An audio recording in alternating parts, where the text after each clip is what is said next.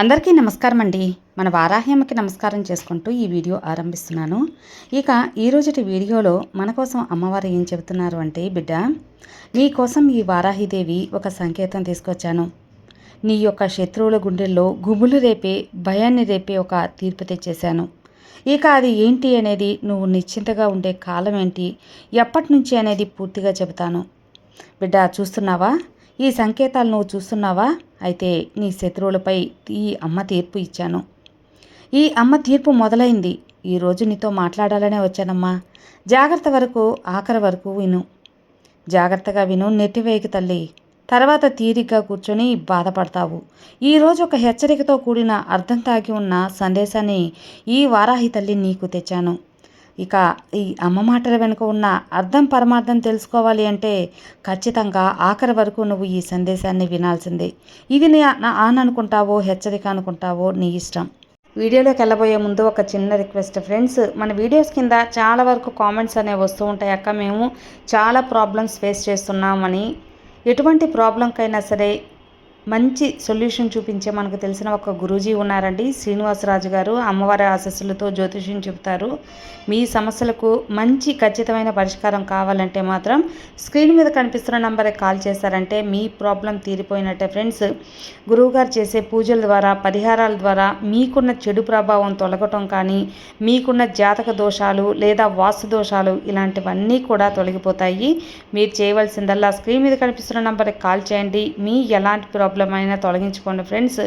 గురువు గారిని సంప్రదించవలసిన నంబర్ 96630644. ఈ నంబర్కి కాల్ చేయండి ఫ్రెండ్స్. నేను ఇంత గట్టిగా చెబుతున్నాను, మీకు ఇంత కాన్ఫిడెంట్గా చెబుతున్నానంటే మీరు అర్థం చేసుకోవచ్చు. నేను చెప్పించుకొని గురువుగారు చెప్పింది నమ్మకంగా, నాకు ఖచ్చితంగా జరిగి నాకు నమ్మకం కుదిరిన తర్వాతే మీ వరకు తెలియజేస్తున్నాను. సో ఒకసారి స్క్రీన్ మీద కనిపిస్తున్న నంబర్కి కాల్ చేయండి.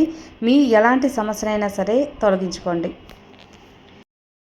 ఇక ఈరోజు వారాహి వాక్కు ఏంటో చూద్దామా? అమ్మవారు మనకేం చెబుతున్నారు అంటే, ఈ అమ్మ సందేశం నీకు ఎప్పుడైతే కనబడిందో ఈ శక్తి నీతో మాట్లాడుతుందని అర్థం. ఇక సాక్షాత్ ఈ అమ్మ ఆ శక్తినంతా దారబోసి నిన్ను ఒక మంచి దారిలో పెట్టడానికి వచ్చాను. ఇది సాధారణంగా నేను మాట్లాడిన బిడ్డ. నిశ్శబ్దంగా ఉన్న ధ్యానంలో ఉంటాను, కానీ ఈరోజు మాత్రం నీతో మాట్లాడి తీరాలనే వచ్చాను. నీ ముందుకు వచ్చాను. నీతో ఒంటరిగా పోరాడుతున్నావు కదా, నీకు తెలియని ఎన్నో శక్తులతో నువ్వు పోరాడుతున్నావు. జీవితంలో ఎవరో ఉన్నారు, నీకు హాని చేయబోతున్నారు. నీ వెనక మాట్లాడిన వారు నీ పేరును తలుచుకొని చెడగొట్టాలి అని ప్రయత్నిస్తున్నారు. నీ సంతోషం చూసి లోపల మండిపడిపోతున్నారు.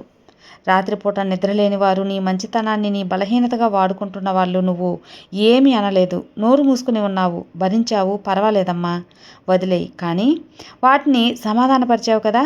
రాత్రిపూట ఒంటరిగా కూర్చున్నప్పుడు కళ్ళు తడుస్తున్నాయి. నాకే ఎందుకు ఇన్ని కష్టాలు, నా మీద ఎందుకు ఇన్ని కుట్రలు అని గుండె ఆగిపోయినట్టు ఒక్కొక్కసారి అనిపిస్తుంది. ఈ మాటలన్నీ నన్ను అడిగావు, కన్నీళ్లతో అడిగావు. అందుకే ప్రతిసారి నేను వచ్చి నీ కన్నీరు తుడుస్తూ ఈ రోజున ఈ సమాధానం నీ కోసం తెచ్చాను. ఈ అమ్మను నువ్వు ప్రార్థించావు కదా, వేడుకున్నావు కదా, ఒంటరిగా ఉన్నాను అని అనుకున్నావు కదా. నేను నీ పక్కన ఉన్నాను, నేను నీకు కనిపించనమ్మా, కానీ నీ శ్వాసలో, ప్రతి శ్వాసలో నేనుంటాను. నీ ప్రతి నిశ్శబ్దంతో నేను మాట్లాడుతూ ఉంటాను. నా పని మొదలైపోయింది. నీకు ఇది తెలియచేయాలనే వచ్చాను. జాగ్రత్తగా విను. ఇవి నీ జీవితంలో కనిపించినప్పుడు ఖచ్చితంగా నువ్వు గుర్తుంచుకో, ఈ అమ్మ కదలాడిందనే అర్థం. అదే మొదటి సంకేతం. నీ మనసులో అకస్మాత్తుగా శాంతి క్షణం అనేది వస్తుంది. నీకు హాని చేసిన వారి గురించి ఆలోచిస్తున్నావు. కోపంగా ఉంది కదా, నిద్రపోవాలని అనిపిస్తుంది కదా, కానీ పడుకున్నా ఏడుపు ఆగదు, కోపం ఆగదు. అదే ఆలోచనలు మళ్ళీ మళ్ళీ నిన్ను తడుతూ ఉన్నాయి. ఎదురు చేసే ఎందుకు చేశాడు, నేనేం తప్పు చేశాను అని నీ మనసు తిరుగుతూ అడుగుతుంది కదా, ప్రశ్నిస్తూ ఉంది కదా. అదే సమయంలో ఒక్కసారి ఏదో గాలి వీస్తున్నట్లు నీకు చల్లగా తగులుతుంది. ప్రశాంతంగా ఒక మనసుకు ఒక క్షణం అనేది ఆగినట్లు అనిపిస్తుంది. గుండె లోపల ఏదో చెబుతున్నట్టు అనిపిస్తూ ఉంటుంది కదా బిడ్డ. ఇదంతా కూడా ఈ అమ్మ సంకేతమే. ఆందోళన పడకు, అది నేను నీకు తాకుతున్న ఒక సంకేతం. నా యొక్క స్పర్శ నీ భుజంపై నేను మోస్తున్నాను, నీ బరువునంతా. భయపడకమ్మా, నీ వారాహి తల్లి మాట ఇస్తున్నాను కదా. నా మాటలు వినిపించవు, కానీ అనుభవం అనేది కలుగుతుంది. శాంతి అనుభవించేటప్పుడు కళ్ళు మూసుకో, ఒక్క క్షణం నన్ను అనుభవించు. అదే సందేశం. నీ తరపున నేను నిలబడ్డాను అని నీకు అర్థమవుతుంది. నువ్వు యుద్ధం చేయవలసిన అవసరం లేదు, నీ బదులుగా నేను చేస్తాను కదా. ఇక రెండవ సంకేతం, శత్రువుల మాటలు తనకే తగలటం. నీ గురించి అబద్ధాలు చెప్పినవాడు కదా, ఇలాంటివాడు అలాంటివాడని అందరికీ చెప్పాడు కదా, నీ పేరు చెడగొట్టాలని ప్రయత్నిస్తూ ఉన్నాడు. కానీ నీ వెనుక చెప్పినవి ముందు చెప్పే ధైర్యం లేదు. ఒక్క పని చేయి తల్లి, అతన్ని గమనించు. కొద్ది కాలం ఏం జరుగుతుందో చూడు. అతను చెప్పిన అదే మాటలు కూడా నువ్వు వింటూ ఉన్నట్టు నటించు. అతని పేరు చెడగొట్టాలని చేసే ప్రతి ఒక్క అతని పేరే చెడిపోతుందే తప్ప అతని అబద్ధాలు పైచేయి అవ్వవు. అతను నీకు తవ్విన గోతిలో తానే పడతారు. నువ్వు నిశ్చింతగా ఉండు. నిన్ను కాపాడేందుకు ఈ వారాహి తల్లి ఉన్నాను. వారిని కాపాడేందుకు ఎవరుండారు? నేను నీకు ప్రత్యేకత ఇస్తున్నానమ్మా. ఇది కర్మసూత్రం. ధర్మంగా ఉంటే ధర్మం కాపాడుతుంది. విశ్వంలో ప్రతి పని వెనుక విశ్వం ఏదో ఒక అర్థం అనేది ఇస్తూ ఉంటుంది. మంచి పని చేస్తే మంచిగా ఉంటుంది, చెడు పని తెలిస్తే చెడుగా వస్తుంది. ఇదే ధర్మనీత్యం, ఇదే ప్రకృతి సిద్ధం. ఒక్క పైసా తప్పకుండా వస్తుంది. కర్మచక్రం నా చేతిలో ఉంటుంది కదా, నేను లెక్క తప్పకుండా చూస్తాను. నేను మర్చిపోను కదమ్మా, నిద్రపోను, నేను అలసిపోను. ఇది నా వాగ్దానం, నీ వారాహి వాగ్దానం. శత్రువు అనుకొని నష్టాలు మొదలవ్వటం, నిన్ను హింసించే వారికి ఒక్కసారిగా పెద్ద నష్టాలు రావటం జరుగుతాయి. అదే వారికి వేశాను నేను పెద్ద శిక్ష. ఇది నా పద్ధతి. మెల్లమెల్లగా వేస్తానులే. అది అర్థం చేసుకోలేనంత సూక్ష్మంగా వేస్తాను. ముందు పని సరిగ్గా చేయాలి. నా పని నేను చేసుకుంటూ వెళ్తాను. నా బిడ్డల్ని, నా భక్తుల్ని నేను కాపాడుకుంటాను. నువ్వు అనుకున్న అవకాశాలు చేజారిపోతాయని బాధపడకు. చేతిలో డబ్బు నిలవదు అని దిగులు పడకు. మనసులో ఏ పనిలో నీ మనసు నిలకడగా ఉందో ఆ పని చేస్తూ ఉండు. చిన్న చిన్న వాటికి ఆదాయం అనేది నువ్వు ఎప్పుడు కూడా తక్కువ చేసి చూడకు. నాకు ఇంత తక్కువగా ఉంది డబ్బు అని నువ్వు దిగులు చెందవద్దు. అన్నీ సరైన సమయానికి నీకు వస్తాయమ్మా. నీకు ధనలాభం కలుగుతుంది, లక్ష్మీ కటాక్షం కలుగుతుంది. నీకు చేసిన అన్యాయానికి సమాధానం ఎవ్వరూ చెప్పలేరు. నువ్వు వారిని చూసి ఒక్క పని చేయి చాలు, సంతోషపడు. మనసులో వారే బాధపడతారు. నేను ఎంత అన్యాయం తలపెట్టినా సంతోషంగా ఉందే అని వారు నిన్ను చూసి తల దించుకుంటారు తల్లి. అదంతా కూడా ఈ అమ్మ నీకు ఇస్తున్న ఆశీర్వాదంతో జరుగుతుంది. 4వ సంకేతం, నీకు అనుకోని రక్షణ రావటం. శత్రువు కూడా నిన్ను హాని చేయాలని ప్రయత్నిస్తున్న సమయంలో నీకు తెలియకుండా నేను నిన్ను రక్షిస్తాను. ఒక మనిషిగా వస్తాను, అనుకోని చోట నుండి వస్తాను, కానీ సరిగ్గా సమయానికి వస్తాను. నేను మాట ఇస్తున్నానమ్మా, సరైన సమాచారంతో వస్తాను. అప్రమత్తంగా కూడా ఉంటాను. ఆ సమాచారం వల్ల నువ్వు తప్పించుకుంటావు, లేదా ఒక పరిస్థితి వల్ల నువ్వు ఆ యొక్క గండం నుంచి గట్టెక్కుతావు.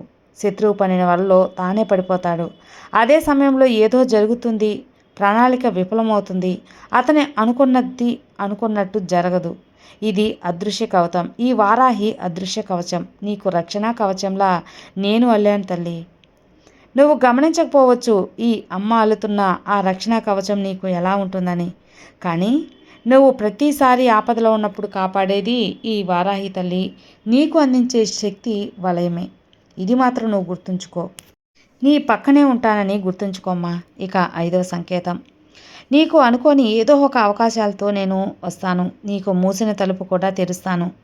ఒక్క తలుపు మూస్తే 10 తలుపులు తెరిచేలా నేను చేస్తాను కదా. నీ అవకాశాలను ఎవరైనా దారి మళ్లించినా, చెడగొట్టాలని చూసినా నేను ఊరుకోను. దానికి తగ్గట్టు నీకు వేరే అవకాశం రప్పించి అందులో నువ్వు విజయం సాధించేలా చేస్తాను. నీకోసం ఒక చోటు అనేది ఎదురు చూస్తున్నది. అది ఈ అమ్మ రాసిన స్థలమే. అనుకోని ఫోన్ కాల్ ద్వారా నీ యొక్క అవకాశం రావచ్చు.